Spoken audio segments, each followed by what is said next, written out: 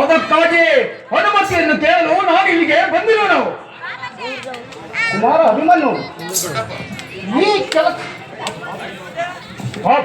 ಬಾಬು ಕುಮಾರ, ನೀನು ನಮ್ಮ ವಂಶದ ಗೌರವ ಸ್ವರೂಪನು. ಕುಮಾರ ಅಭಿಮನ್ಯು, ಈ ಕೆಲಸವು ನಿಮಗೆ ಆಗತಕ್ಕದ್ದಲ್ಲ.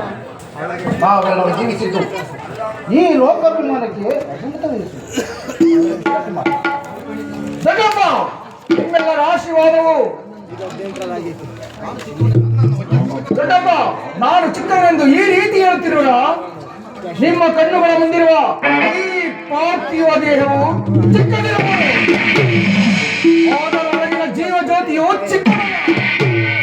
ನನ್ನನ್ನು ಮಗನಾಗಿ ಪಡೆದ ಧನಂಜಯನು ಅಭಿಮಾನದಿಂದ ತೊಲಗೋಗಲಿ.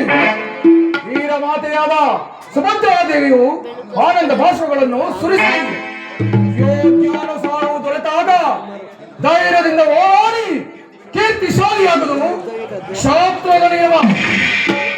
ನಾನು ತಾಯಿಯ ಧರ್ಮದಲ್ಲಿರುವಾಗಲೇ ಚಕ್ರವ್ಯೂಹವನ್ನು ಭೇದಿಸುವ ಪದ್ಧತಿಯನ್ನು ತಿಳಿದಿರುವೆನು. ಈಗ ಅದರ ಉಪಯೋಗಕ್ಕೆ ಅವಕಾಶವು ದೊರೆತಿರುವುದು. ಅದನ್ನು ವ್ಯರ್ಥ ಮಾಡಲಾಗದಂತೆ ನನಗೆ ಅನುಮತಿಯನ್ನು ಕೊಡು. ಪಾರ್ಥನ ಮಗನು ಪಾರ್ಥನಂತೆ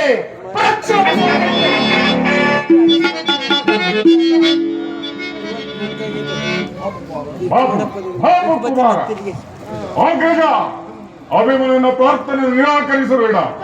ಈ ಬಾಲಕ ಉತ್ಸವಕ್ಕೆ ಮೇಲೆ ಶಾಸನವಾಗಿರುವುದಿಲ್ಲ. ಅಭಿಮನ್ಯುನಿಗೆ ವಿವಾಹವನ್ನು ಬೇಯಿಸಲು ಅಭಿಮನ್ಯು ವಿವಾಹವನ್ನು ಬೇಯಿಸೊಡನೆ ನಾವು ಸೈನ್ಯ ಸಮೇತ ಅದನ್ನು ಒಳನುಗ್ಗಿ ಅದನ್ನು ಭಿನ್ನ ಅನಿರೀಕ್ಷಿತವಾಗಿ ಒದಗಿದ ಸಹಾಯವನ್ನು ಬಿಡುವುದು ಉಚಿತವಲ್ಲ. ಅಗ್ರಜ, ಬಿಡುವುದು ಉಚಿತವಲ್ಲ. ಭೀಮಸೇನ, ಅಗ್ರಜ, ನೀವು ಇಷ್ಟದಂತಾಗಲಿ. ಪ್ರಾಣ ಪದಕೊಂಡು ನಿನ್ನ ಕೈಯಲ್ಲಿ ಯುದ್ಧ ರಂಗದಲ್ಲಿ ಒಂದು ಕ್ಷಣವೂ ನೀವು ನನ್ನ ಹುಟ್ಟಿರಲಾಗದು. ಆಗಲಿ ಅಗ್ರಜ. ಧನಂಜಯನ ಪ್ರಾಣ ಪದಕವು ಅಚ್ಚಳಿಯದೆ ಪುನಃ ಅವನನ್ನು ಸೇರಲು. ಕುಮಾರ ಅಭಿಮನು, ದೊಡ್ಡಪ್ಪ ಹೋಗು, ಜಯಶಾಲಿ ಆಗು.